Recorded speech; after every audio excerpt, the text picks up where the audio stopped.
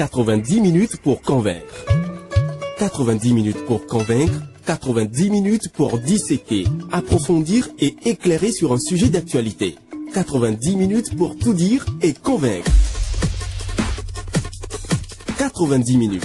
C'est une production du service de l'information de Radio Bénin.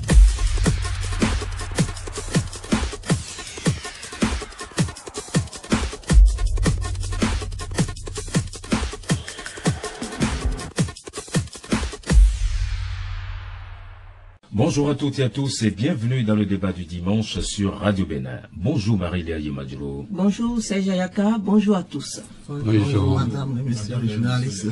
De l'avis de nombreux intellectuels, pour que les pays africains explorent pleinement les potentialités du continent, il faut qu'on y opère une véritable révolution copernicienne. Compte tenu de son retard dans les secteurs, il apparaît évident que toute stratégie acceptable prenne en compte la recherche scientifique et l'innovation. Et cette question, comment construire la société du savoir en Afrique sans disposer d'une pensée capable de comprendre la complexité qui se trouve au cœur même de la science, de la technologie et du développement. En tout cas, l'université d'Abomey-Calavi fait le lien entre les enjeux de développement des pays africains et la recherche scientifique, une recherche au service du développement des peuples et des nations, pour reprendre le thème de la deuxième édition des Journées des sciences et de l'innovation qui se sont achevées vendredi dernier. Dans les 90 prochaines minutes, retour sur l'initiative couplée cette année avec la semaine de l'agroécologie. On en parle avec professeur Aliou Saïdou. Bonjour professeur. Bonjour madame et messieurs. Vous êtes vice-recteur chargé de la recherche universitaire et professeur d'agronomie. Merci d'accepter notre invitation. Professeur Odile Dossou-Gadebe, bonjour professeur. Bonjour madame et messieurs les journalistes. Vous êtes la présidente du comité d'organisation des deuxièmes journées des sciences et de l'innovation, couplée justement avec la semaine de l'agroécologie 2024. Vous êtes professeur de géographie et d'aménagement du territoire. Ah oui. Merci d'accepter l'invitation aussi. C'est nous. Et enfin, professeur Adam Aranchede, professeur bonjour. Bonjour. Vous êtes professeur d'agronomie. Merci d'être avec nous. Merci bien. Alors, chers invités, pourquoi avoir initié donc les journées des sciences et de l'innovation, les JSI à l'UAC, couplé évidemment avec la semaine de l'agriculture, de l'agroécologie. Commençons par ces journées des sciences. C'est vrai que vous en êtes à la deuxième édition. Alors, quel est l'objectif, professeur Odile Dossou-Gadebe? Vous avez bien dit que nous sommes à la deuxième édition. L'objectif de cette journée des sciences et de l'innovation, couplé avec la semaine de l'agroécologie, c'est pour faire montrer à la face du monde, c'est pour montrer ce qui se passe au niveau des laboratoires de l'université d'Abomey-Calavi, ce qui se passe en matière de recherche, les résultats des recherches scientifiques, les innovations que nos chercheurs font et qui sont dans les laboratoires et qui se veulent être promus au niveau national et au niveau international. Vous savez que la préoccupation de l'université en matière de recherche, c'est de promouvoir tout ce qu'il y a comme résultat de recherche au niveau des laboratoires. Nous sommes à notre deuxième édition depuis le mardi 22 octobre 2024. Ouais. Alors, professeur Aliou Saïdou, vous qui êtes vice-recteur chargé de la recherche universitaire, en quoi est-ce important tout ceci? Vous savez, la mission de l'université, dans un premier temps, c'est la formation. Après la formation, nous avons la recherche. La recherche vient en appui à la formation. Et c'est pour cela que vous allez voir nos étudiants, à la fin de leur cursus, ils mènent des travaux de recherche pour accomplir leur formation et obtenir leur diplôme. On a initié cette journée des sciences et de l'innovation pour valoriser tout ce que nous avons comme résultats de recherche au niveau de nos laboratoires. Parce qu'aujourd'hui, la plupart des gens pensent qu'on ne fait rien à l'université. Mais ça nous permet aujourd'hui, à travers cette journée-là, de faire ressortir nos trouvailles en termes d'innovation matérielle et immatérielle. Et c'est le rôle de mon vice-rectorat en charge de la recherche universitaire au niveau de l'université d'Abomey-Calavi. Vous faites le lien, je reste avec vous, professeur Aliou Saïdou, vous faites le lien donc avec les enjeux du développement des pays africains et la recherche scientifique. Parlez-nous un peu plus de ce lien et de la thématique de cette édition-là. Tous les pays aujourd'hui, surtout les grands pays, si je prends le cas des États-Unis, de la Chine, même de la Russie, ils ont basé leur développement sur la recherche. Sans la recherche, aucun pays ne peut vraiment se développer.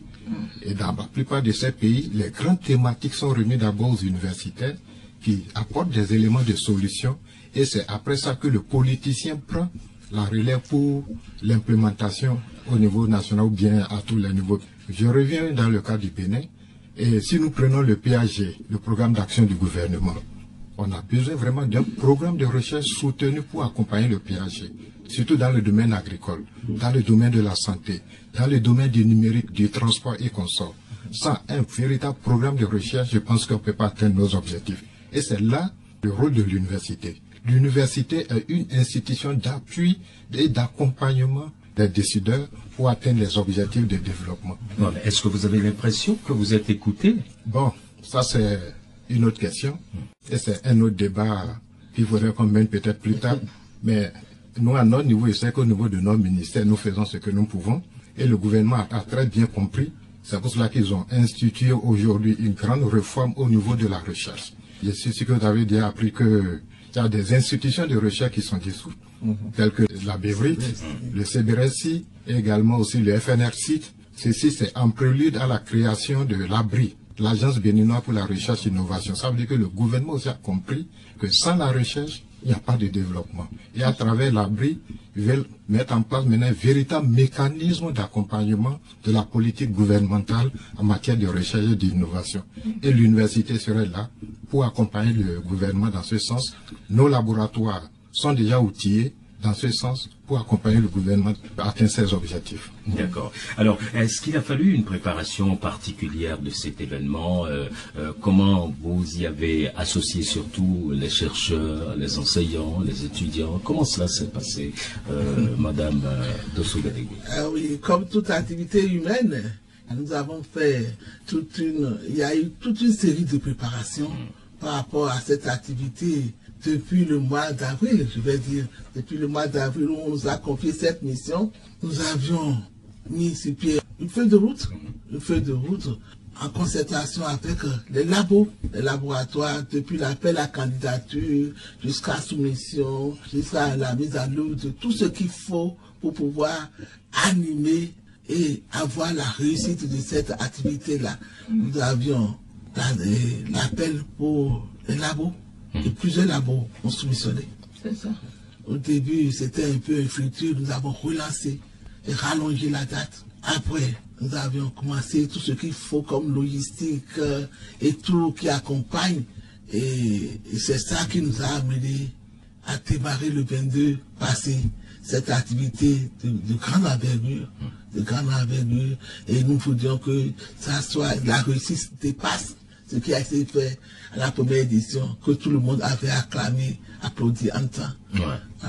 Mais pourquoi justement avoir couplé cette fois-ci, cette deuxième édition à la semaine de l'agroécologie?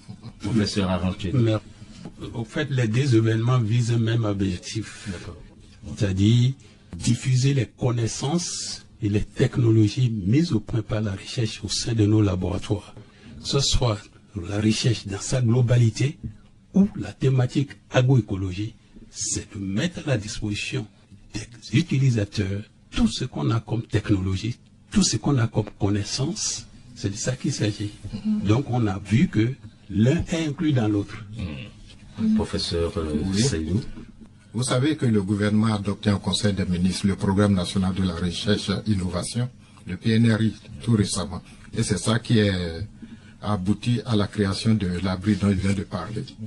Dans le PNRI, à travers son plan stratégique de mise en œuvre, il est prévu la valorisation des connaissances endogènes, des savoirs endogènes. Quand vous prenez toutes les pratiques agroécologiques aujourd'hui, depuis ce que nos parents font dans les champs et consorts, c'est des pratiques agroécologiques. Et aujourd'hui, si vous prenez le cas de, le colloque de l'UAC passé, on a tablé sur la valorisation des connaissances endogènes. Tout cela nous amène aujourd'hui à cette thématique-là qui cadre bien avec les enjeux que nous poursuivons également au niveau de notre université, à savoir partir de ce qui existe pour valoriser, pour mettre en exergue de nouvelles technologies de développement. On ne peut pas se développer sur toujours ce qui vient de l'extérieur.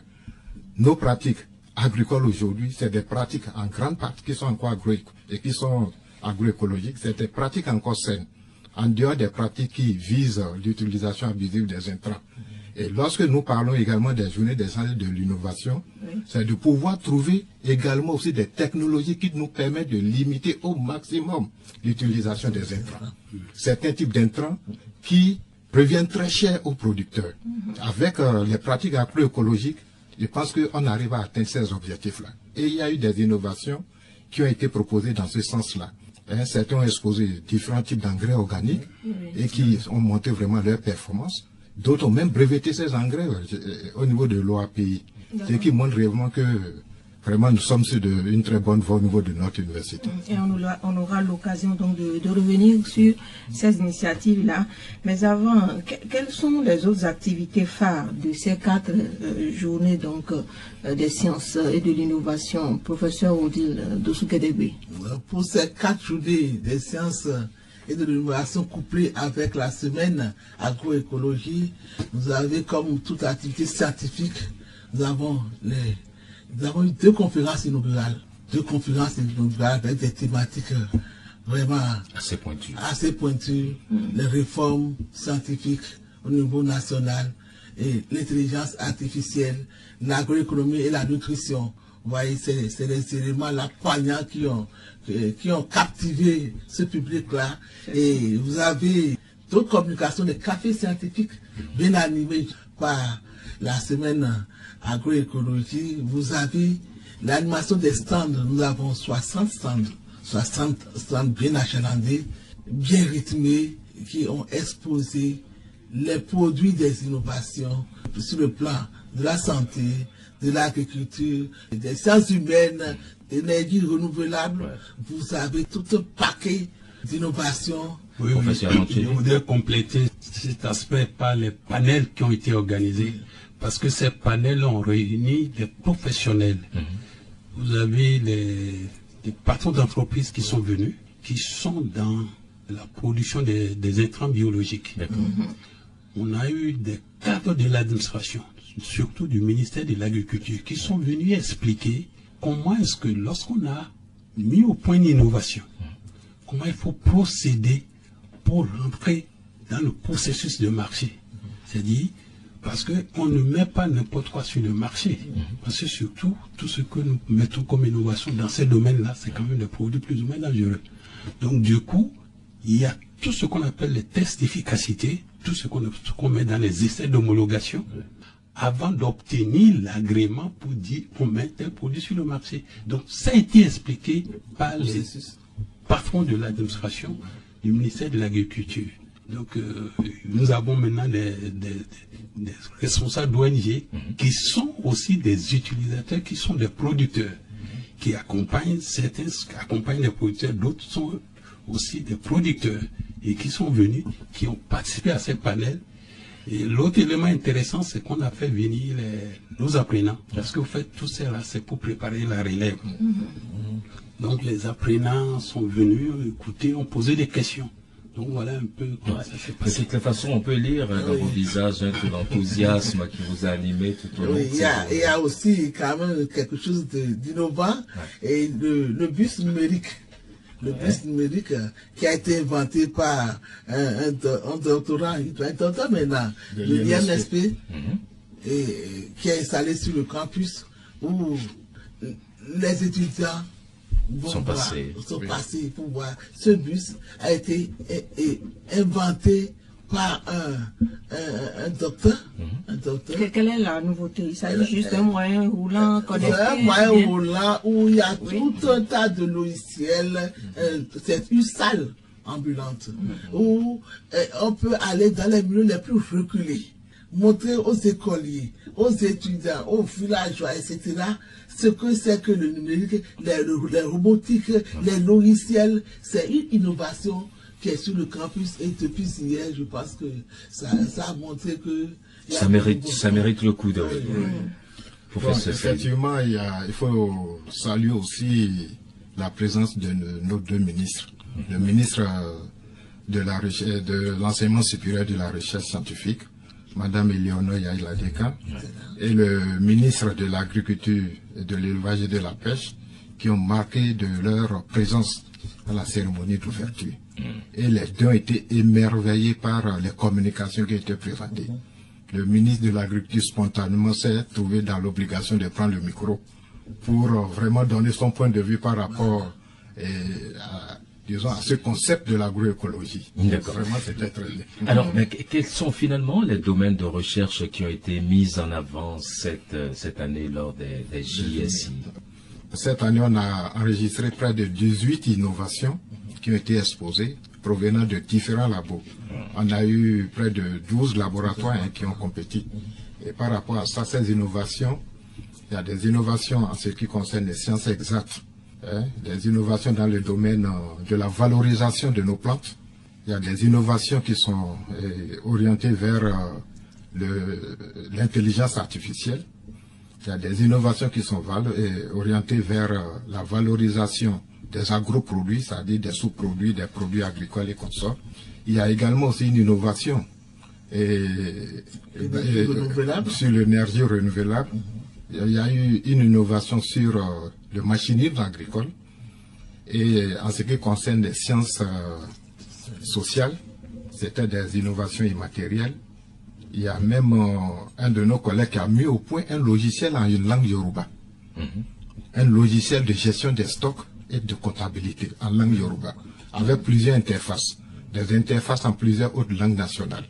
Ça veut dire que si vous êtes alphabétisé en yoruba ou bien en cette langue, vous pouvez gérer directement vos stocks avec votre ordinateur en langue yoruba, en langue fond et consort, sans problème.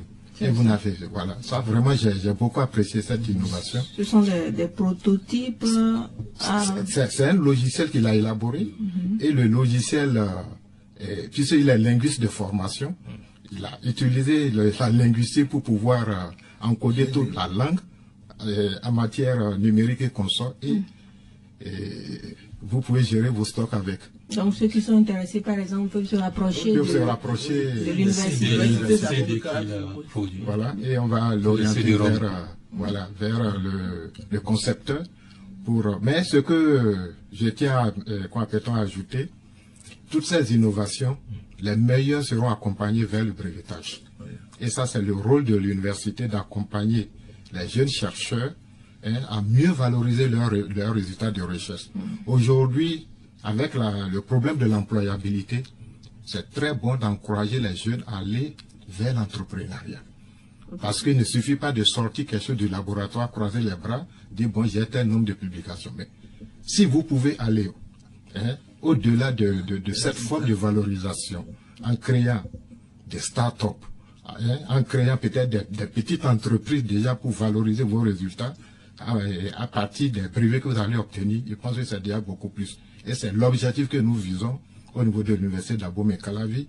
Comment transformer nos résultats de recherche en des produits utilisables pour la création d'emplois pour nos jeunes. Voilà. D'accord. Alors, on parle effectivement de création d'emplois avec l'intelligence artificielle comme moteur de tout cela. Mais en même temps, il y a les critiques qui pensent que voilà, l'intelligence artificielle permet aux machines de prendre la place des humains. Et donc, ça fera finalement moins d'emplois, etc. Pour vous, l'intelligence artificielle, professeur Odile Dossou-Guédébé, est-ce une arme ou une opportunité? Merci, madame la journaliste. Et cette question a été posée dès le premier jour. Et c'est quoi je me base, c'est que l'intelligence artificielle, aucun pays en Afrique ne peut s'en passer maintenant.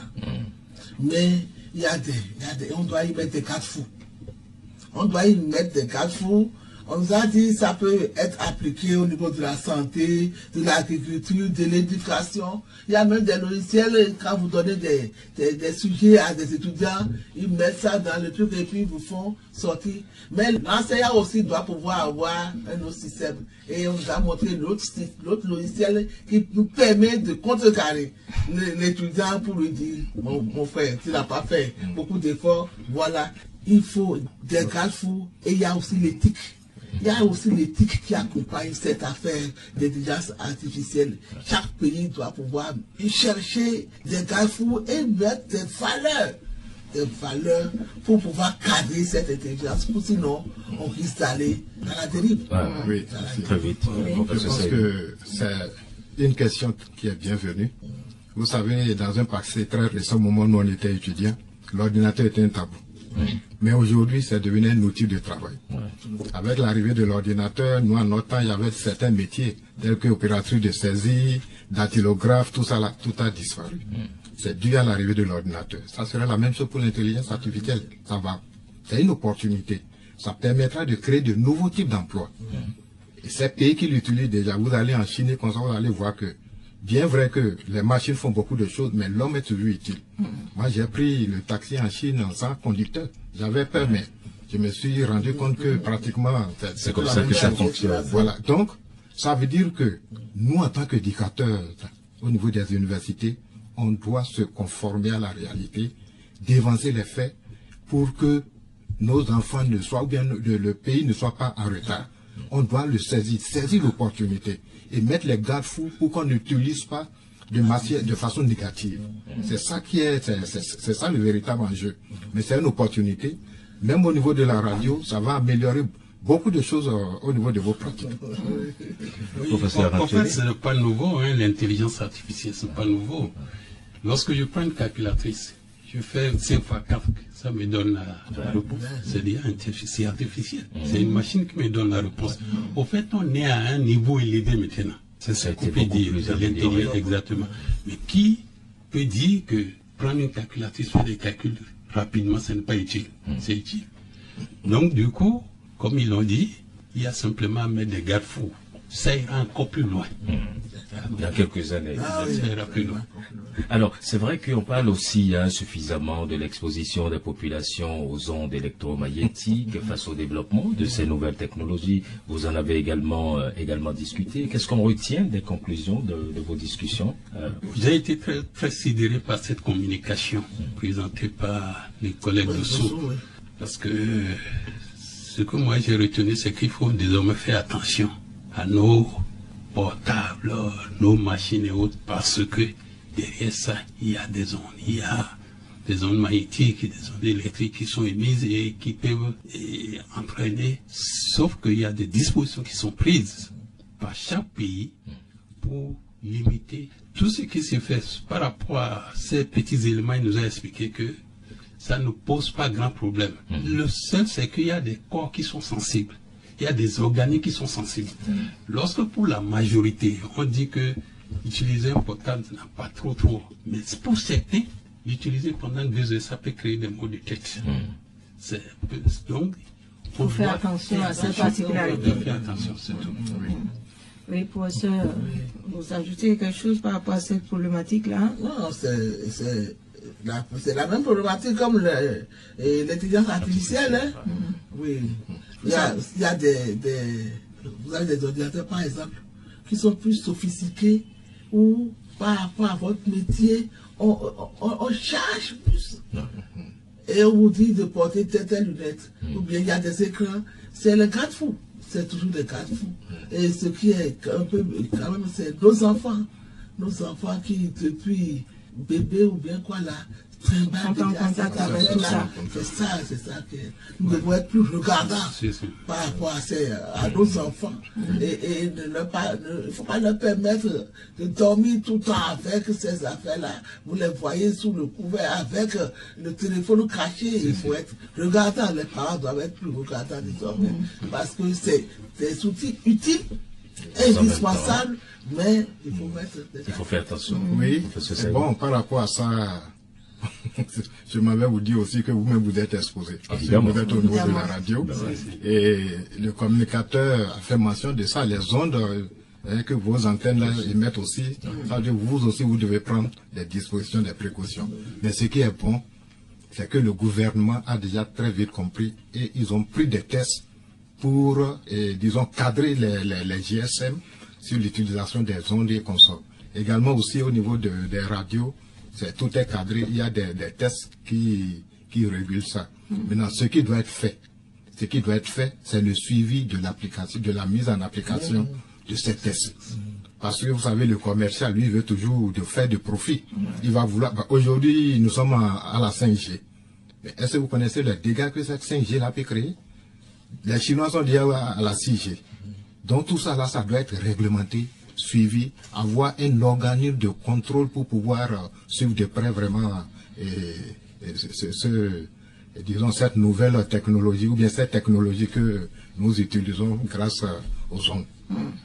Alors, l'intelligence artificielle également, vous l'expliquiez tantôt, servent à la promotion linguistique, à la promotion des langues nationales. Il y a eu cet exemple du Yoruba qui permet donc de tenir sa comptabilité dans cette langue-là. Alors, est-ce que c'est vraiment une opportunité globalement pour les langues nationales? On en a une multitude au Bénin, mais on observe également des familles où les enfants ne comprennent pas les langues nationales simplement.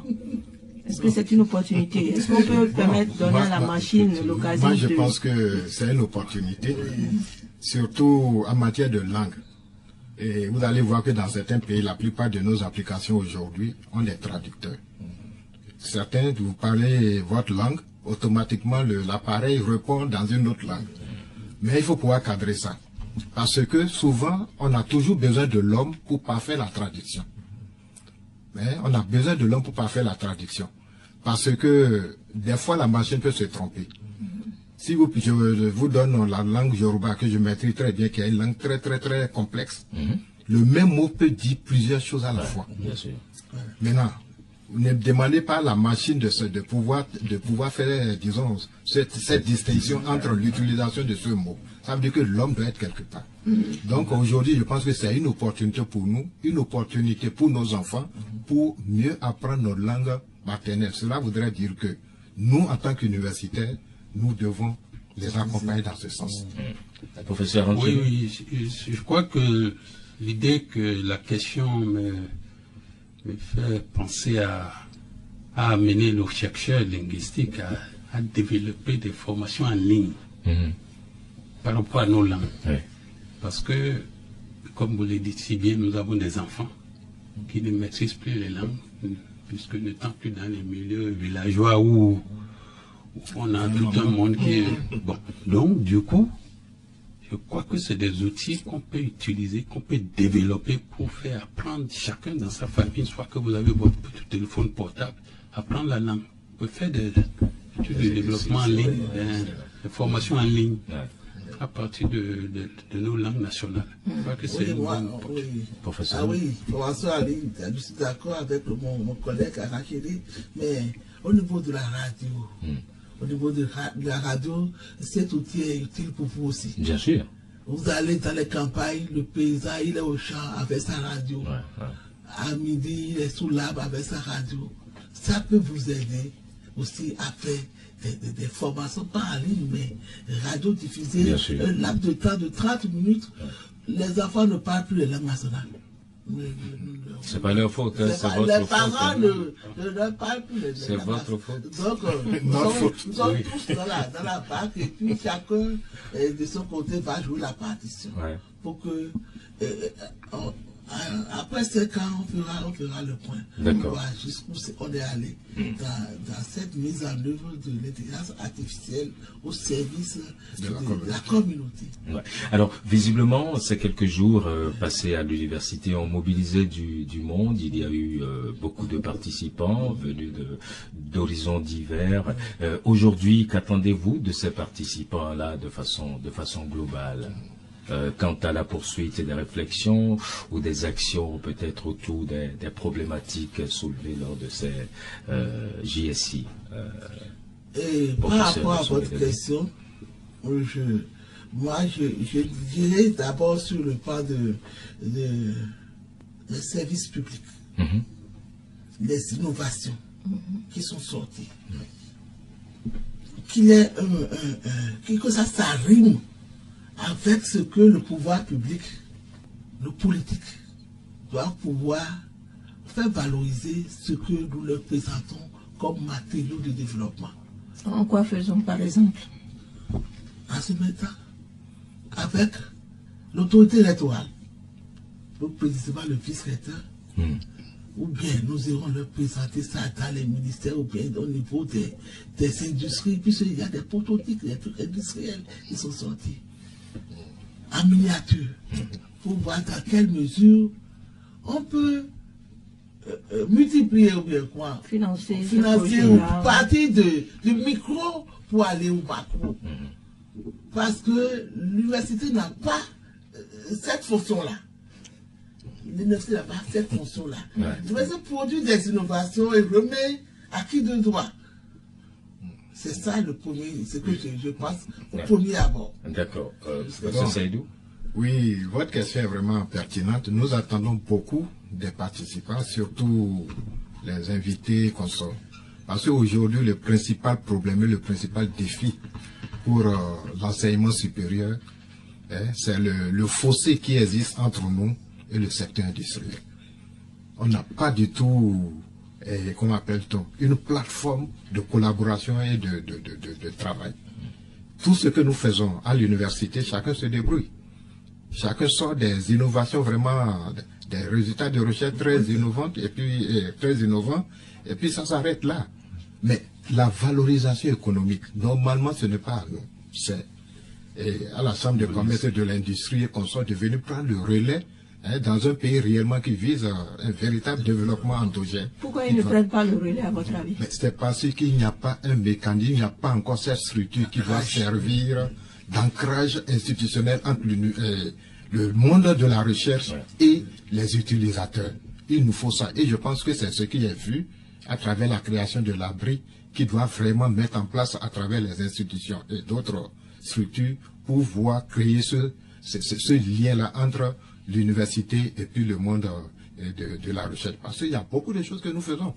Des collègues ont breveté plein de choses, mais d'autres à la retraite, ils se sont transformés en des opérateurs ou bien des agro-industriels, ils valorisent leurs produits. Allez dans les supermarchés, vous allez voir la créativité des Béninois. Les 3 quarts des innovations que vous voyez dans les supermarchés, ça provient de l'université. Si vous voyez ces innovations là-bas, sachez que c'est peut-être le jeune, il a fait son mémoire là-dessus, il n'a pas été recruté, il a créé sa petite structure à la maison et il prend des attaches avec les supermarchés de gauche à droite pour pouvoir vendre son produit. Mais l'État doit intervenir pour qu'on puisse cadrer ça, pour qu'on puisse réguler ça, pour qu'on puisse permettre à nos jeunes vraiment de s'épanouir dans le domaine de la recherche. Moi, en tant que vice-recteur, mon souhait aujourd'hui, c'est comment financer la recherche à l'université. Et ce financement, l'État seul ne peut pas. Il faut l'appui du secteur privé. Comment? Le secteur privé doit avoir des contrats avec nous. Quand ils ont des problèmes des problèmes spécifiques, ils peuvent se rapprocher de nous. On peut les aider à trouver des solutions avec, dans le cadre des contrats recherche-enseignement, mettre à leur disposition des étudiants, ainsi de suite. Et tout cela, ils vont beaucoup gagner. Ils vont beaucoup gagner. Nous aussi, on va gagner en termes de création d'emplois pour nos jeunes. Et ça se passe déjà dans les pays anglophones. C'est dans le système francophone qu'on a vraiment ce problème. Ce problème de gap entre la recherche et le monde agro-industriel. Le chercheur, il cherche, il regarde celui. Pour renforcer un peu tout ce qui avait été dit, vous avez des innovations qui ont fait déjà l'objet de brevets. Donc il faut aller à l'industrialisation de ces innovations qui ont fait l'objet de brevets. Parce qu'une chose est d'avoir le brevet, ça veut dire que vous avez protégé votre. Mais ceux qui détiennent ces brevets n'ont pas les moyens financiers pour industrialiser. Donc, l'université pense à organiser des foires B2B pour vraiment mettre en relation le monde économique et les chercheurs. Vous dites, nous avons telle chose, nous cherchons un investisseur. Ça, c'est le premier élément. Deuxième élément, il y a des innovations qui ne sont pas encore mûres, qui méritent encore d'être travaillées au niveau des laboratoires. Je crois qu'il y a des accompagnements dans ce sens pour qu'eux-mêmes puissent aller au niveau de ce brevet-là. Donc voilà, en termes de perspective, il y a des innovations qui ont fait déjà l'objet de brevet, qu'il faut porter loin, et tout ce qui n'est pas encore mieux, qu'il faut encore travailler pour les amener jusqu'au brevet. Mais à court terme, c'est de créer déjà la passerelle entre les deux. Cette passerelle est vraiment importante, surtout pour nos jeunes. Pour nos jeunes, moi je suis éducateur, je suis un professeur, ça me fait vraiment très mal de voir mes produits ne pas être utilisés. Les produits formés, être à la maison. Et puis globalement, toujours par rapport à cette collaboration du monde universitaire, les acteurs industriels et économiques, lorsqu'on s'intéresse aux produits d'importation, pour prendre un exemple simple, les motos, nous en avons 3 ou 4 par famille aujourd'hui, et on se rend compte que les pièces sont pour la plupart importées. Et la moto même est importée en pièces détachées et remontée. Et quand on le voit, on s'interroge sur ce qu'on fait dans nos universités par rapport à la recherche, par rapport à ces marchés qui existent. On prend les vêtements, bien que le bouton, les fermetures, le gérer à côté en produit, nous, on ravitaille, on se ravitaille là-bas.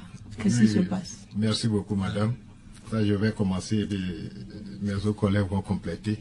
Vous venez de toucher du doigt vraiment une plaie. À l'université d'Abomey-Calavi, nous avons l'école polytechnique qui fait tout, qui a un centre de mécanique, un centre d'informatique, un centre électrique, et l'énergie, on a tout. Mais ce sont les privés qui connaissent le centre, qui viennent demander des prestations chez nous. Mais aujourd'hui, le contexte est tel que on ne nous permet pas d'utiliser directement nos compétences dans la réalisation de certaines infrastructures. Et qui ne vous permet pas de l'utiliser? Mais ce sont les tests. Les tests actuels ne nous le permettent pas. Tout récemment, mais c'est pas nous, ce sont les décideurs. La preuve, on a réalisé des pavés tout récemment, mais on n'a pas pu utiliser nos étudiants de l'EPAC en génie civil pour participer vraiment à la réalisation de ces infrastructures. Et ça, c'est une faiblesse que nous décrions. Une grande faiblesse. En Chine, lorsqu'on lance un grand chantier quelque part, les étudiants, automatiquement, les universitaires sont impliqués. J'étais à l'université de Chongqing il n'y a pas longtemps, mais c'est comme ça là-bas. Donc, je pense que c'est des modèles que nous pouvons copier. Les structures d'enseignement, d'encadrement et consorts, des usines de montage, on doit pouvoir utiliser nos produits et consorts. Les motos dont vous avez parlé. On peut fabriquer les pièces ici.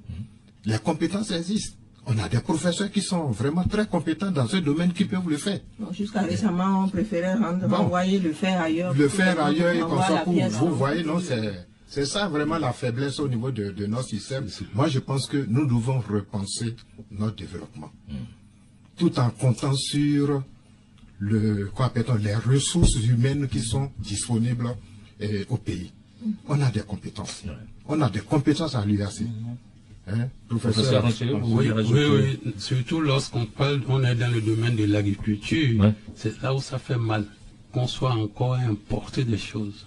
Parce qu'au moins ça là, on a la terre, on a tout ce qu'il faut pour le faire. Donc c'est pertinent ce que vous avez dit. Les technologies pour répondre aux besoins des consommateurs, on peut les mettre au point. Il y a des compétences pour le faire. C'est tout simplement qu'il faut régler, il faut la main des décideurs, parce que celui qui a intérêt qui est déjà dans un marché donné, et qui sait que c'est plus facile pour lui d'importer vous n'allez pas du jour au lendemain lui demander de laisser tomber. C'est celui-là qu'il faut peut-être amener à accompagner le processus d'innovation interne pour qu'il soit celui qui met le nouveau processus sur la ligne. Il y a tout de même que ce dont on parle là actuellement n'est pas un problème nouveau. Vous le connaissez depuis, mais pourquoi il n'y a pas eu cette solution que vous êtes en train de proposer encore aujourd'hui? Monsieur le journaliste, en ma qualité de vice-recteur, je suis pleinement d'accord avec vous sur tout ce que vous dites. Je l'ai dit dans mon premier développement tout à l'heure qu'il faut un accompagnement. Je vous donne un tout petit exemple. La plupart de nos étudiants en production animale, qui sortent de la FSA, s'installent dans l'aviculture, produisent des œufs. Mais si on doit tenir compte du coût des intrants au Bénin, le plateau d'œufs leur arrive autour de 2000. Mais l'œuf importé du Nigeria tourne autour de 1600 ou 1700. Mais comment ils font là-bas? Bon, maintenant, comment ils font là-bas? C'est ça qu'il faut voir. C'est pour cela que je dis qu'il faut une volonté politique. Il faut aider vraiment les sociétés nationales là qui sont implantées. Il faut les appuyer, il faut les aider.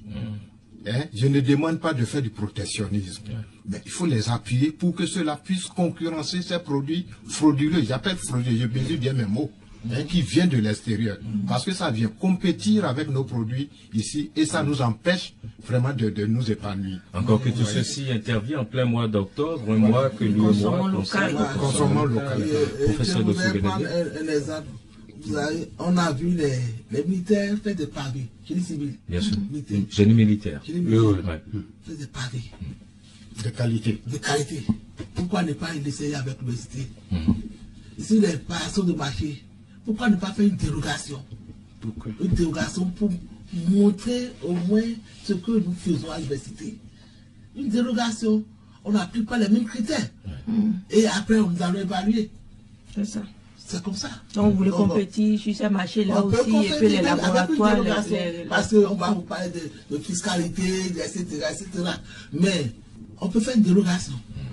On donne 50%, c'est 30%. Et après, on verra la qualité. C'est comme ça qu'on construit une nation. Quel autre impact vous espérez au plan national et international de ces journées des sciences et de l'innovation 2024? En termes d'impact, il y a la question de la visibilité internationale. Lorsque vous menez ces genres d'activités, ça ne reste pas, et grâce à vous, grâce aux zones, ça ne reste pas dans les locaux de nos universités, ça part loin. Parfois aussi, c'est à partir des idées que vous développez que d'autres mettent au point d'autres innovations. Donc on attend en termes d'impact qu'il y ait plus de visibilité pour l'université d'Abomey-Calavi. L'autre impact, c'est toujours en termes de visibilité, c'est que cela nous rapproche, l'université des consommateurs, des producteurs. Donc ça, c'est des impacts réels que nous attendons. Et à l'interne aussi, que cela soit un moteur de motivation. Parce que lorsqu'on mène ces genres d'activités, vous avez certains qui sont un peu en dehors, parce qu'ils n'ont pas encore compris le processus. Mais lorsque on commence par en parler à l'échelle nationale et internationale, je crois qu'il y en a qui vont se réveiller pour dire « Ah, il faut que je sois aussi dans la danse ». Oui, bon, en termes d'impact, je pense qu'au niveau national, ça permet au moins aux décideurs de savoir ce que nous faisons dans nos labos. Puisque j'ai entendu une fois sur vos ondes ou bien à la télé, mais ils sont là-bas, on ne sait pas ce qu'ils font. Qu'est-ce qu'ils cherchent même et qu'ils ne trouvent pas. Nous cherchons et nous trouvons. Ceux qui veulent savoir ce que nous trouvons, ils n'ont qu'à se rapprocher de nos laboratoires. La preuve est qu'à l'extérieur, nous, Béninois, on est très appréciés en termes de compétences et d'intelligence. Les gens nous font beaucoup confiance en termes de créativité. Également aussi à l'international, les meilleures innovations qui vont passer, nous pensons les accompagner jusqu'au brevetage. Et vous savez qu'aujourd'hui, le classement des universités, ce n'est plus basé sur la qualité de l'enseignement. C'est beaucoup plus basé sur la qualité de la recherche. Quel type de recherche faites-vous? Et c'est ça qui vous permet d'avoir un bon rang, bon positionnement à l'international. Le premier critère, nombre de brevets que vous mettez au niveau de l'Organisation internationale de la propriété industrielle, combien de brevets vous mettez. Également aussi, combien de prix Nobel. Bon, je sais que chez nous, peut-être un jour, Dieu fera, on aura de prix Nobel. Donc il y a tous ces critères-là, tout ça là, et également aussi, c'est bien relayé, grâce à notre télévision Web TV, et tout ce que nous faisons journalièrement, c'est relayé à l'international. Ça permet aux gens vraiment de voir aussi bien ce que nous faisons. Et également aussi, ça nous permet de vendre la qualité de nos ressources humaines, la qualité de nos communicateurs.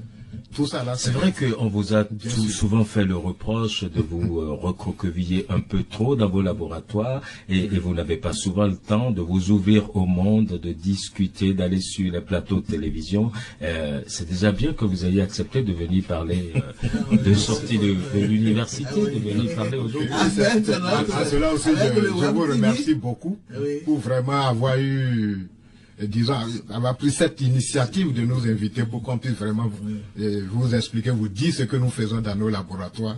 Vraiment, cela me voit droit au cœur. Et je pense qu'à travers cette émission, nous allons signer un pacte avec vous pour que pratiquement à tous nos événements, vous soyez présents avec l'appui de notre directeur de communication. Je pense que l'OITB sera toujours sollicité pour la couverture de tout ce que nous faisons. Merci déjà, c'est un engagement que vous prenez. Oui, je prends cet engagement en tant que vice-recteur. On voudrait aller au-delà de vos événements et aller dans les laboratoires. Ok, merci, oui. Alors, il y a eu tout de même diverses réformes, vous en avez cité, autour de la recherche et de l'innovation au Bénin, lesquelles vous ont paru utiles et quels résultats en attendez-vous d'ailleurs à long terme, monsieur le Merci beaucoup. Et ce qui m'a semblé vraiment utile, c'est le financement de la recherche. Ouais. Parce qu'avec l'abri et ce qui est prévu dans le plan stratégique de la recherche et l'innovation, et le gouvernement s'est engagé dans le document à mettre à disposition des chercheurs, aussi bien des universitaires et de toute la communauté, des ressources financières sous la forme de fonds compétitifs. Et sur cette forme-là, je pense qu'ils vont financer vraiment des recherches thématiques et des recherches dans des domaines pointus. Une autre innovation, c'est la construction de 5 laboratoires thématiques de référence. Au lieu que nous continuons par envoyer certains de nos échantillons à l'extérieur pour certaines analyses, je pense que tout peut se faire au niveau de nos laboratoires thématiques. Ça, c'est aussi une très grande décision. Il y a également aussi la centralisation de certains domaines de recherche à travers les instituts que le gouvernement est en train de mettre en œuvre pour créer. Je pense que cela permettra d'avoir une très bonne visibilité dans le domaine de la recherche. Et l'autre élément, le dernier, c'est la valorisation des savoirs endogènes. Et c'est l'accent vraiment été mis là-dessus. Et il y a eu assez d'argent qui est mis là-dessus pour qu'on puisse vraiment valoriser ce qui est endogène. Si vous prenez dans le domaine de la phytomédecine, il y a beaucoup de choses qui se font. Mais nous banalisons, on ne taille pas importance. Vous allez au Nigeria ou bien au Ghana à côté, mais il y a des hôpitaux qui font la promotion de cette phytomédecine à partir de nos plantes, à partir des connaissances de nos producteurs et de nos populations. Et beaucoup de choses se font. Je pense que le miracle ne viendra pas de l'extérieur. Ça partira de nous-mêmes. Et nous les cadres, et après les populations. Je pense qu'à travers ces réformes, nous attendons vraiment nous sommes très pressés pour que ces réformes entrent en vigueur pour qu'on puisse réellement voir comment est-ce que ça sera opérationnalisé et les impacts que ça aura sur notre université, l'université d'Abomey-Calavi. Justement, vous avez eu des indiscrétions sur l'échéance. On parle dans 5 ans ou attendre une décennie. Parce qu'on a eu beaucoup de projets circuler, des projets du genre quand même. Oui, mais ça, c'est pas dans 5 ans puisque l'État a déjà pris une décision très forte.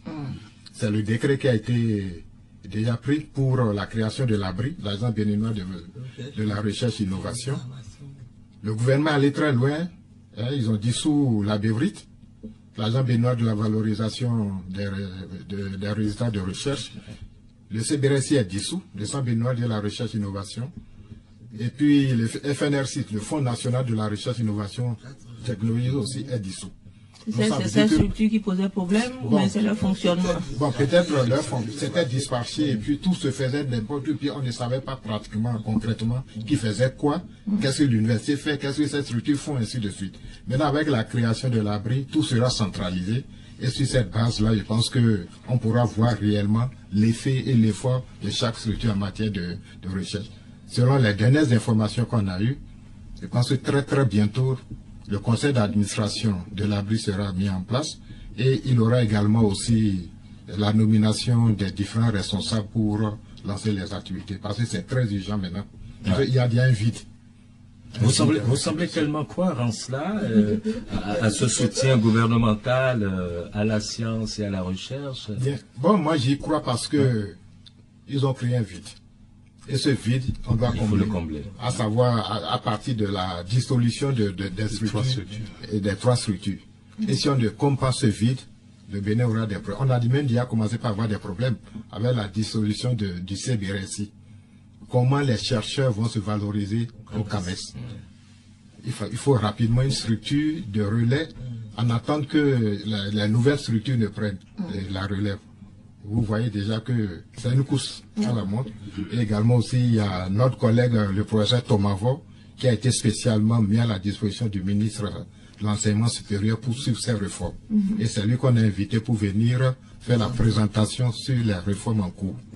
Ces journées des sciences et de l'innovation sont couplées avec la semaine de l'agroécologie et lors de cette deuxième édition, donc, il a été question des intrants bio. On a entendu parler de ces alternatives écologiques à l'utilisation du carbure dans la culture de l'ananas, de la fertilisation à l'urée, à l'huile de Nîmes, pour les tomates et maïs. Ce sont des découvertes nouvelles ou ce sont des découvertes que vous entendez mettre à l'échelle, professeur Machidi? C'est des innovations qui sont à différents niveaux de maturité. Il a été question de fertilisants organiques lors de ces présentations. C'est un producteur d'intrants qui est à l'étape des essais d'homologation. Et ces essais sont menés à l'Institut national de recherche agricole du Bénin, qui a la charge de faire des essais d'homologation en relation avec la direction de la production végétale du ministère de l'Agriculture et de la Pêche. Ça, c'est déjà un produit mis au point, mais avant d'aller sur le marché, il faut faire les essais d'homologation. Vous en avez, s'il y a des essais techniques, peut-être qui n'ont pas besoin de trop de l'enrobage de l'urée, par exemple à l'huile de Nîmes. Ce travail est fait tout simplement pour montrer aux gens que l'urée est très volatile. C'est un engrais très volatile. Bon, il y a un spécialiste là. Il pourra en parler mieux que moi. Donc, lorsqu'on enrobe avec l'huile de Nîmes, ça permet de limiter cette volatilité et de rendre disponible l'engrais au niveau de la plante. Donc, il y a de ces résultats qui peuvent passer rapidement au niveau des producteurs, mais d'autres, ça a besoin d'être codifié tel que les textes sont prévus au niveau national. D'accord. Bon, Professeur Seydou. En matière d'engrais organiques, bon, disons, je suis un spécialiste du domaine. J'ai même mis au point un engrais qui a été breveté l'année passée, que nous appelons le Mago Compost. Effectivement, c'est des produits qui viennent comme alternative pour, disons, l'agriculture conventionnelle. Et c'est des produits aujourd'hui qui nous permettent de régler un problème clé en matière de gestion de la fertilité de nos sols. Puisque la plupart de nos sols aujourd'hui sont dégradés en raison de la baisse du taux de matière organique. Et ces engrais que nous produisons permettent de régler ce problème. Et ça permet également aussi d'assurer la durabilité des systèmes de production actuels. Et c'est en cela que je trouve les approches agroécologiques comme étant des approches intéressantes, innovantes. Bon, quand vous regardez tout n'est pas nouveau. Ce n'est pas tout n'est pas nouveau. Le compost, c'est pas nouveau. C'est des produits qui s'utilisaient depuis des millénaires. Si vous regardez également aussi l'utilisation de l'huile de Nîmes et consorts, c'est pas nouveau. C'est des choses qui s'utilisaient.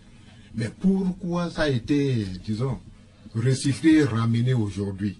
C'est dû au fait que ces produits petit à petit sont en train d'être abandonnés. Pour l'agriculture conventionnelle, due à la révolution verte qui a été lancée tout juste avec la révolution industrielle. Et aujourd'hui, ça nous a amené vers un déséquilibre au niveau de nos écosystèmes. C'est ce qui fait que aujourd'hui, avec les courants de pensée au niveau mondial, les gens pensent que il faudrait ralentir ce que nous faisons. Si nous continuons sur cette lancée avec une utilisation abusive de ces intrants, on risque de tendre vers la catastrophe. Donc il faut réduire et trouver un système alternatif qui permet carrément de réduire la quantité de ces intrants avec d'autres types d'intrants moins polluants. C'est le cas des engrais organiques et c'est pour cela que nous, en tant que spécialistes, nous parlons de gestion intégrée de la fertilité des sols. Cela voudrait dire que vous devez utiliser de façon raisonnée vos engrais minéraux et combiner avec les engrais organiques pour atteindre le niveau de rendement que vous escomptez. Mais dire que uniquement engrais organique, c'est faisable. mais vous n'aurez pas le rendement escompté. Ça, vous pouvez aller tester. Mais en combinant, vous pouvez atteindre le rendement que vous voulez. En utilisant uniquement les engrais minéraux aussi, vous aurez de bonnes productions, mais pour une courte durée. Mais ça peut avoir des conséquences plus tard, également aussi sur la qualité des produits que nous consommons. Madame la journaliste, vous êtes là, vous savez qu'aujourd'hui, la tomate, vous n'arrivez plus à consommer pendant longtemps la tomate. Cela s'explique. C'est dû à l'utilisation abusive de ces intrants, ces produits provenant de l'agro-industrie pour la production de la tomate. Mais faites une petite expérience, cultivez votre tomate avec 100% de compost et construit à la maison. Vous verrez que votre tomate peut faire au moins une semaine sans pourrir. Cela s'explique. D'accord. Donc voilà la situation et l'opportunité de l'agroécologie qui vient en complément à l'agriculture conventionnelle. Moi, je suis de ceux-là qui pensent qu'il faut coupler les deux. Ouais, il faut un savant dosage. Un savant dosage des deux pratiques. Alors, parlons justement de la fertilisation, venons à la fertilisation organique liquide, l'exemple sur la Grande Morelle et d'autres, mais aussi l'utilisation de la coque de noix de coco comme élément de purification des étangs piscicoles. Est-ce que tout ceci emballe véritablement dans les filières concernées? Oui, bon, ça c'est sûr que quand je prends le cas des étangs, tous ceux qui sont dans cette activité-là, c'est-à-dire la pisciculture, ils comprennent ce que ça signifie. Parce que lorsque les étangs sont pollués, vous avez un niveau de productivité bas sur le poisson. Donc, il faut forcément chercher des méthodes pour dépolluer. La proposition qui est faite là, c'est de faire la dépollution avec le produit organique, donc les noix de coco, soit transformées en poudre, c'est pourtant pas du bioabsorbant, ou bien les charbons actifs. D'accord. Ce sont des dépolluants biologiques, tout simplement. Et une fois que c'est fait, le chercheur qui a montré ce travail a fait des expérimentations, a prouvé que les étangs, là où il a travaillé, je crois, à Porto-Novo, ces étangs étaient réellement pollués, et avec ces résultats, il a pu montrer que en utilisant le charbon actif ou en utilisant les coques de résidus de coco là, et transformés en poudre, voilà ce que ça donne comme résultat. Les étangs sont dépollués. Bon. Au niveau des fertilisants organiques liquides, c'est de celui-là que je parle qui est dans son processus d'homologation. Lui, c'est spécifiquement par rapport à chaque culture, c'est-à-dire il produit des engrais spécifiques à chaque culture selon le besoin de la culture. Donc, puisque vous savez que chaque culture a son besoin en azote, en potassium, en différents éléments. Donc, il le fait à partir des mauvaises herbes. Il fait la technique de biominéralisation. Et ce processus d'homologation, ça met long. Ça, c'est un autre, parce qu'il faut faire d'abord les essais. Il faut faire d'abord les essais pour valider les essais, tout ce qu'on appelle essais d'efficacité. Donc ça veut dire que c'est efficace. Ensuite, les essais de toxicité. Est-ce que le produit est toxique? Ça peut être efficace, mais si c'est toxique, pour les poissons, les abeilles, les humains, c'est pas bon. Enfin, maintenant, on fait les essais économiques pour voir s'il y a la rentabilité. D'accord. De ce qui est, par exemple, si vous amenez quelque chose qui ne sera pas rentable, ce n'est pas la peine. Donc c'est lorsqu'on a fait tout ça qu'on autorise la mise en marché. Alors, l'agriculture durable et la sécurité alimentaire, parlons-en. Les zones humides auraient, dit-on, un intérêt écologique et puis peuvent faciliter la résilience climatique. Comment tout ceci se passe? Qui prend la main? L'agriculture durable prend en compte tout ce dont nous avons parlé maintenant. Parce que la durabilité résiste dans le fait qu'on puisse préserver et on puisse arrimer l'économie et le social et l'environnement. Si on n'arrive pas à concilier ces trois paramètres, vous n'aurez pas la durabilité. Ça veut dire que d'un côté, la balance va pencher d'un côté, ou du côté économique ou du côté social, Et voilà que la population est en évolution exponentielle. La population est en évolution exponentielle. Le nombre de bouches à nourrir augmente dans tous les pays du monde.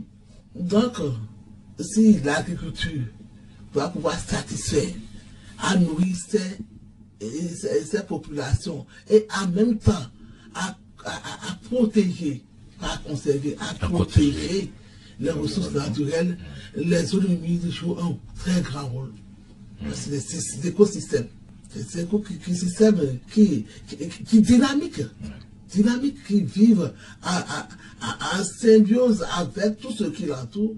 Et dans un écosystème, vous avez l'homme. L'homme qui est même à la base de la dynamique. Parce que c'est l'homme qui exploite les ressources naturelles que vous avez dans l'écosystème. Plus la population augmente, plus la pression se fait sur les ressources naturelles. Donc, l'agriculture durable, pour que ça soit vraiment durable, doit être conciliée avec ces 3 paramètres que nous avons dit tout le temps. Mais est-ce que tout ceci n'est pas beaucoup plus facile à dire qu'à faire? Bon. Oui. Et je pense que aujourd'hui, lorsque nous parlons de durabilité de l'agriculture, ainsi de suite, moi je pense qu'il faut miser beaucoup plus sur l'intensification au lieu de l'extensification. Au lieu d'augmenter les surfaces cultivables, produire sur une petite superficie et augmenter les rendements sur ça. Je pense que c'est ça qu'il faut, vers ça qu'il faut tendre. Et aujourd'hui, il faut noter que ce n'est pas tous les territoires, bien tous les écosystèmes qui sont propices à l'agriculture. Ce n'est pas tous les écosystèmes. Les zones humides sont destinées à autre chose. C'est des zones qui aujourd'hui constituent le principal réservoir de la biodiversité. Et on ne peut pas y toucher, on ne peut pas mener certaines activités de production là-bas, mais c'est des zones qui doivent être conservées. Et je pense que le Bénin a joué un grand rôle à travers plusieurs conventions, les conventions de Ramsar et consorts. C'est déjà très bon. Maintenant, les populations qui vivent autour de ces zones, c'est de pouvoir leur trouver quelque chose. Des activités de revenus. Génératrices de revenus. Et je sais qu'un temps, on nous avait confié un travail pareil à la FSA. On avait fait des propositions autour de ces zones humides-là.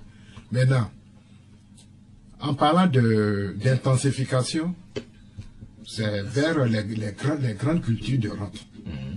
Aujourd'hui, vous allez dans certaines régions de notre pays, c'est de grandes superficies à perte de vue que les gens pratiquent. Et c'est ça qui est en train de créer des problèmes dans certains pays européens, américains, où on fait des champs de coton à perte de vue. Mais nous, avec la population que nous avons, l'étendue de notre superficie, de notre territoire, c'est une intensification. Ça veut dire qu'il faut trouver des intrants de qualité pour soutenir cette intensification. Je voudrais revenir sur les écosystèmes pour parler des résultats qui nous a tous séduits lors de cette manifestation.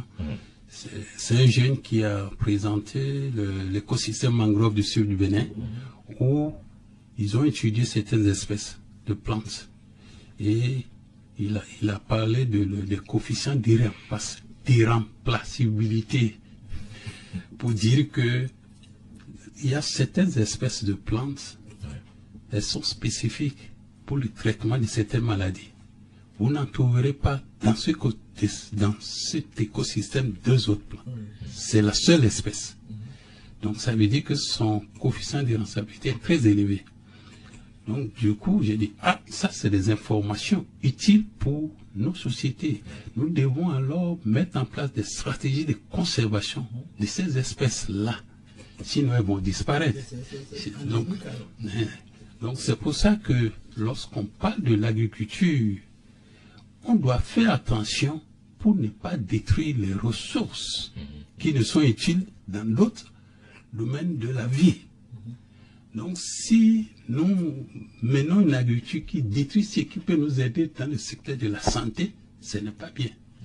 Donc voilà, et c'est pour ça qu'on parle d'agriculture durable avec ces 3 dimensions. D'accord. L'économie, le social et l'environnement. Alors justement, en parlant d'agriculture et d'environnement et surtout de ressources naturelles, on a une agriculture basée sur les saisons, la saison des pluies notamment, et donc en saison sèche, la plupart du temps on se croise les doigts, à moins d'être dans les zones humides qui sont destinées à autres activités, dites-vous. Alors, pourquoi on n'a pas de propositions dans ce sens? Les exploitants agricoles rares sont parmi ceux-là qui ont des systèmes d'irrigation. Le reste se débrouille avec les pluies. Et quand il pleut, quand il ne pleut pas, eh bien, tout le monde s'inquiète. On suit la météo, il n'y a pas eu pluie, il y a eu pluie. Bref, quand on est encore si dépendant. Merci bien, madame. Vous touchez à un problème très essentiel. En fait, la vraie mécanisation agricole, ce n'est pas que les machines pour travailler la terre. Ça intègre l'irrigation.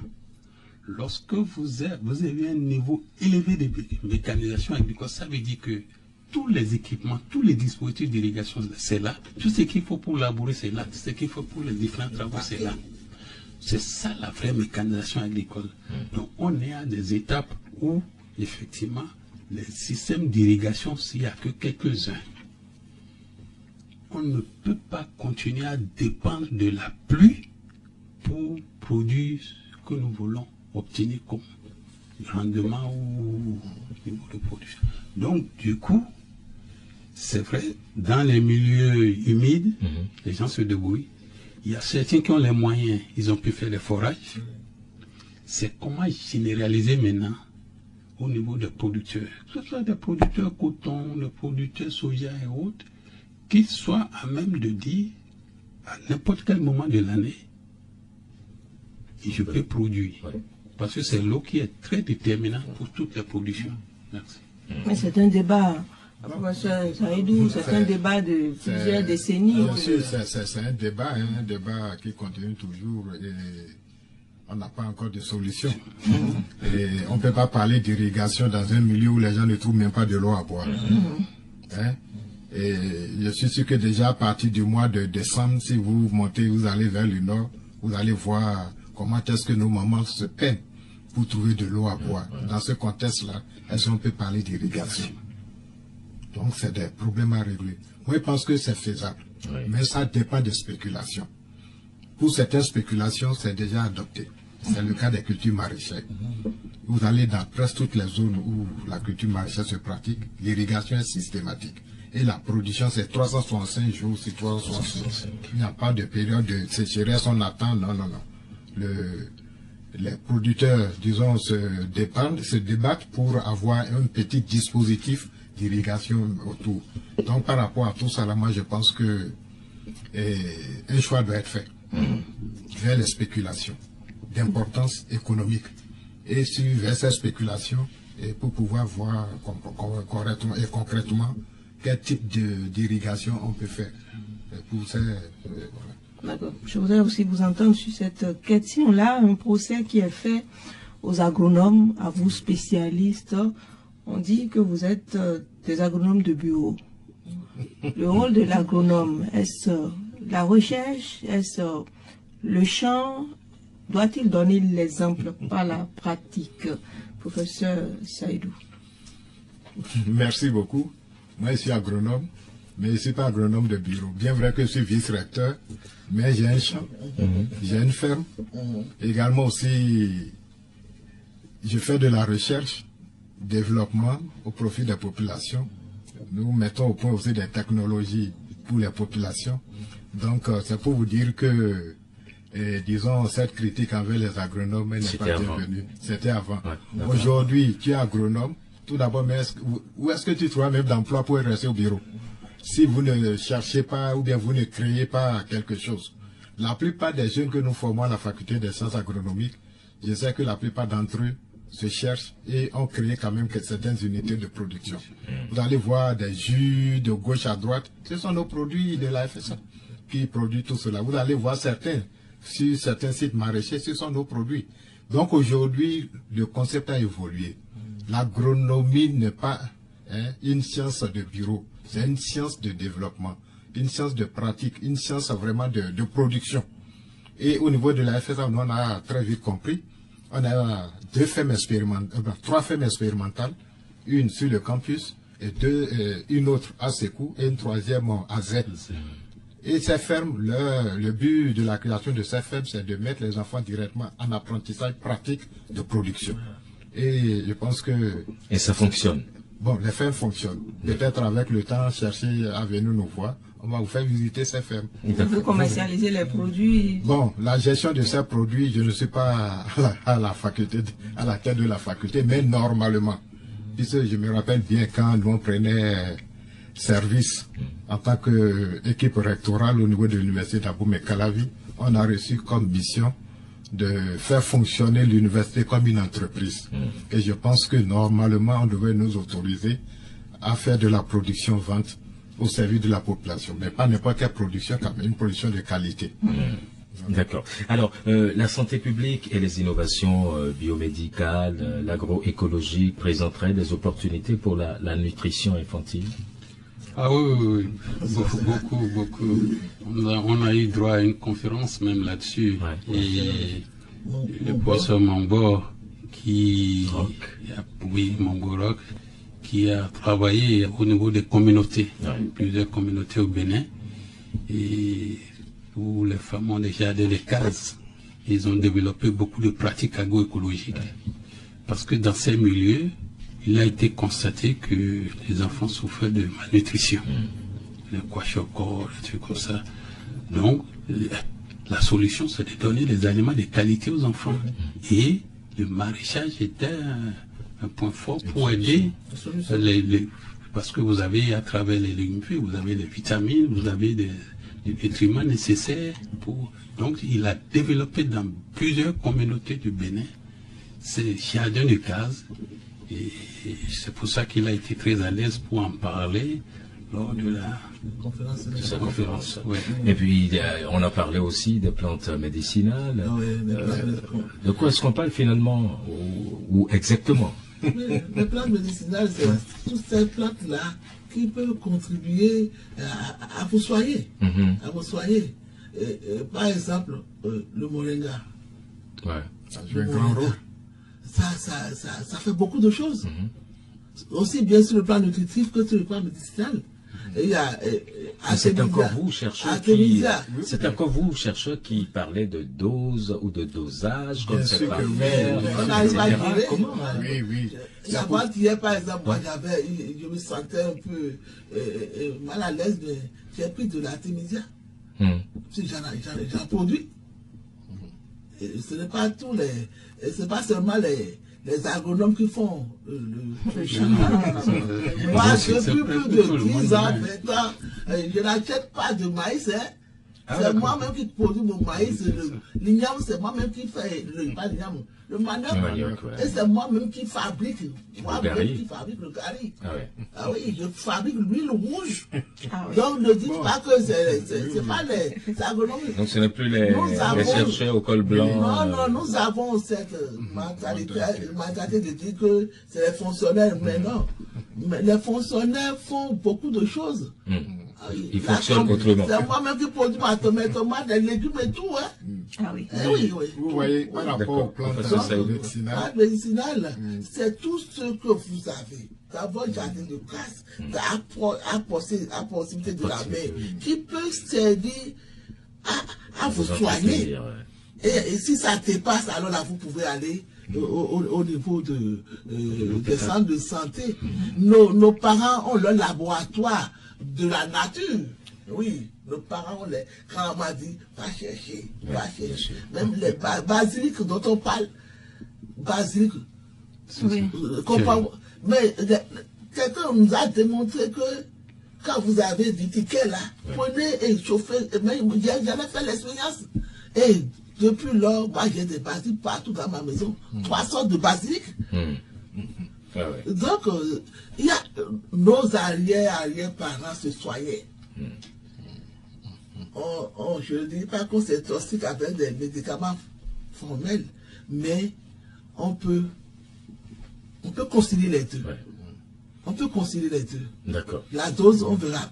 D'accord, professeur Sayou. Oui. Bon, par rapport au plan médicinal, pour compléter ce que le professeur Gaddafi vient de dire, et il faut vous dire qu'il y a assez de recherches au niveau de l'université d'Abomey-Calavi sur nos plantes. Et il y a également aussi assez de phytomédicaments développés par nos collègues. Même certains ont exposé des produits et consorts. Et la recherche est si avancée sur ces plantes-là au niveau de l'UAC, de telle sorte que certains ont pu, ont pu déterminer les molécules, les principes actifs, les molécules au niveau de ces plantes-là, et qu'ils essaient de voir. Ça pour vous dire que en matière de recherche dans ce domaine, à l'UAC, on est très avancé. On est très avancé, mais la seule chose qui nous bloque, c'est l'homologation, et puis comme c'est des produits un peu sensibles, et également aussi, vous savez, c'est de grandes guerres entre les grandes firmes pharmaceutiques, et puis ce que nous avons ici, bon, vraiment, ils ne se font pas cadeau. Mais les solutions endogènes existent, et c'est pour cela que j'insiste sur la valorisation des savoirs endogènes prévus dans le document du PNRI. Ça va nous permettre de régler beaucoup de problèmes. Quand on vous entend, il y a beaucoup de choses à découvrir, en tout cas à redécouvrir par le biais de l'université. À améliorer aussi. Et à améliorer par le biais des journées des sciences, de l'innovation également, et de l'agriculture écologique. Vous avez dit que vous avez un site web, une télévision web. Bien sûr. C'est quelle donnée, comment les gens captent cela? C'est UAC Web TV. UAC Web TV. UAC Web TV, sur le plan international. On a une direction qui gère la communication, et c'est eux qui gèrent la Web TV. Mais est-ce que vous savez qu'on a une radio aussi, non? Bien sûr. La radio universitaire, on a tout ça. J'avais fait de cela un de mes programmes, c'est-à-dire comment est-ce que chaque mois, au moins un enseignant-chercheur allait passer à la radio des étudiants, animer une émission sur une innovation. Mais parce que lorsque l'équipe de la radio sera stabilisée, c'est des émissions que nous allons commencer par animer, surtout en matière de valorisation des résultats de recherche, pour vraiment encourager les jeunes talents, les motiver vraiment vers la recherche. Vous faites une petite concurrence, mais pourquoi assurer cette communication depuis l'université alors que vous avez des radios communautaires, des radios nationales comme nous d'ailleurs, les télévisions? Pourquoi vous voulez avoir une radio, vous voulez avoir Web TV? Vous savez, c'est la radio, la télévision, comme ça, c'est des outils de communication. Aujourd'hui, avec la massification, une radio à côté, ça permet de régler beaucoup de problèmes. Vous voyez, on a des fois dans des amphis, on a près de 7000 étudiants. Un amphi qui ne peut contenir que 1000. Mais aussi notre radio est fonctionnelle. Ça veut dire qu'avec la radio, bon, le coût peut être retransmis directement. Bien sûr. Voilà. Donc c'est ce qui avait guidé les autorités d'alors vers la création de la radio univers et également aussi de la Web TV. C'est au fait un moyen de relais de certaines informations, certaines activités au niveau du campus, et c'est beaucoup plus en direction de la communauté universitaire. Mais au-delà de la communauté universitaire, parce que il faut écouter quand même l'ORTB ou bien la télévision du Bénin. Alors, c'est spécifique aux activités universitaires. Il faut surtout collaborer aussi avec nous collaborons avec vous. les médias.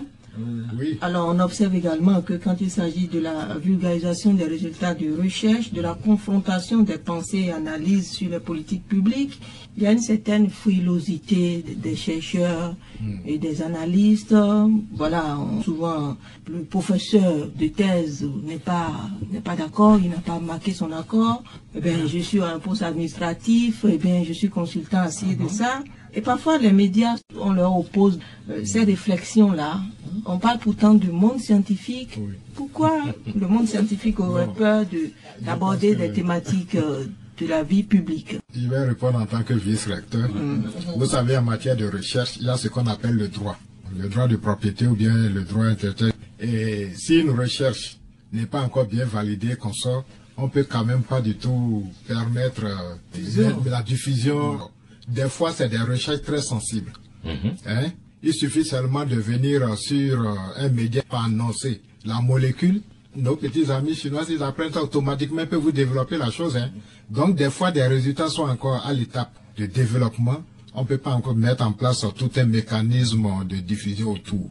Lorsque le produit est prêt, finalisé, je pense que c'est ce que nous faisons à travers les journées des sciences et de l'innovation.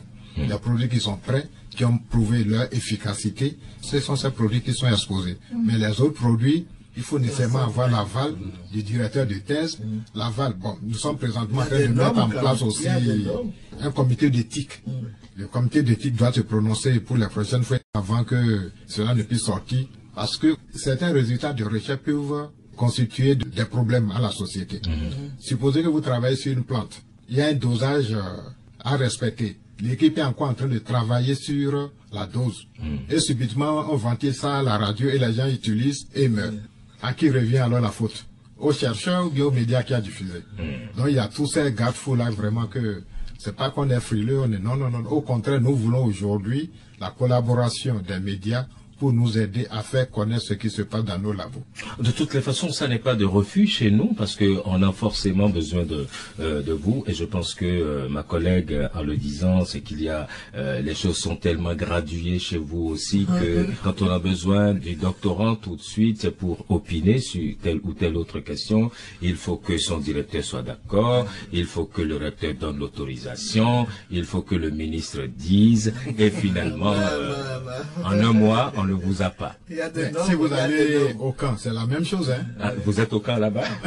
On sait qu'ils se font appeler la grande muette. Mais vous avez besoin de parler et non. Vous faites, vous voyez, si vous avez un problème spécifique, adressez-vous directement au vice-rectorat en charge de la recherche. Nous allons vous faciliter l'accès à l'information. Et ça là, vraiment, moi je suis preneur, je suis ouvert pour cela. Ouais. Mais des fois vous avez besoin des informations, vous allez frapper aux mauvaises portes. Et on vous file des informations erronées et qui créent des problèmes à la communauté universitaire après. Donc en matière de recherche, la seule personne compétente de vous donner des informations fiables, c'est le vice-recteur chargé de la recherche.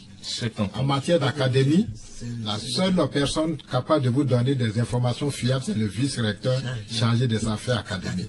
En matière de coopération, c'est la vice-recteur chargée de la coopération. Voilà comment ça fonctionne. Le son désormais su et on saura frapper aux bonnes portes désormais. Les JSI et la SAE à l'université d'Abomey-Calavi, vous y avez célébré les meilleurs innovateurs. Sur quels critères ont-ils été sélectionnés et qu'ont-ils reçu en termes de récompense? Les innovations ont été évaluées par le sous-comité évaluation des innovations. Donc, il y a des critères qui sont prédéfinis. Par exemple, l'originalité de l'innovation. L'originalité. Cette innovation-là, ça n'existe nulle part ailleurs. C'est original. Ce n'est pas seulement un résultat de recherche, mais son originalité. La forme dans laquelle cette innovation est présentée.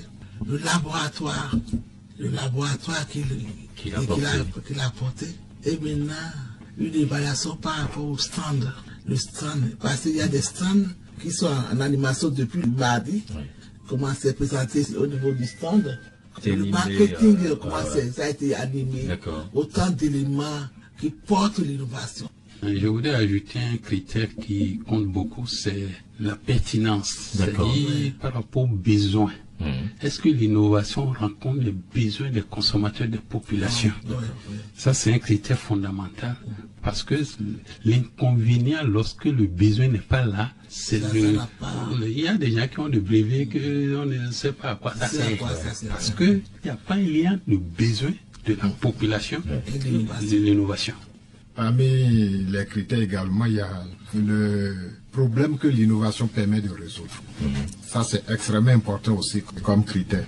Donc, on a décerné 5 trophées. On a décerné 5 trophées, dont 2 trophées pour les sciences exactes, 2 trophées pour les sciences sociales et un trophée spécial. Un prix spécial de motivation pour les innovateurs.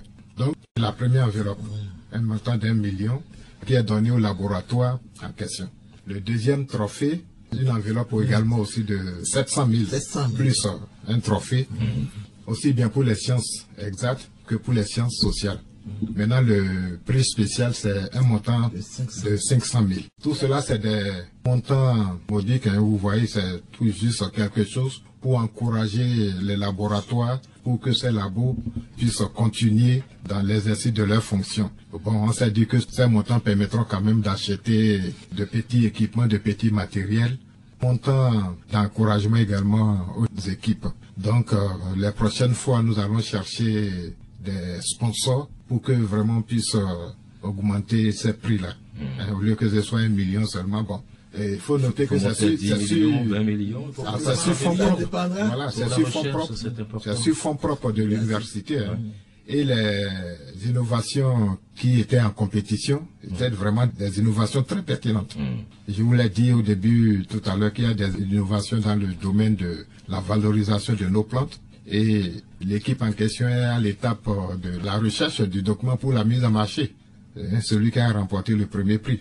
Le deuxième prix, c'est une innovation qui est basée sur l'utilisation de l'intelligence artificielle dans le domaine de l'élevage. Ils ont mis au point un poulailler qui fonctionne sur la base de l'intelligence artificielle et sur cette base-là, ça permet de régler tout à l'intérieur du poulailler. Bon, le premier prix en sens social, c'est le laboratoire du collège qui a mis au point le logiciel de gestion des stocks, la tenue de la comptabilité en langue yoruba avec interface dans les autres langues du Bénin. Et lui, il a remporté ce premier prix. Et le prix suivant, c'est un laboratoire également aussi qui a mis au point une nouvelle approche pédagogique pour enseigner. Et ça, c'est vraiment innovant. C'est un modèle pédagogique d'enseignement que le collègue a développé. Et le prix spécial, c'est une équipe de recherche qui travaille sur le paludisme.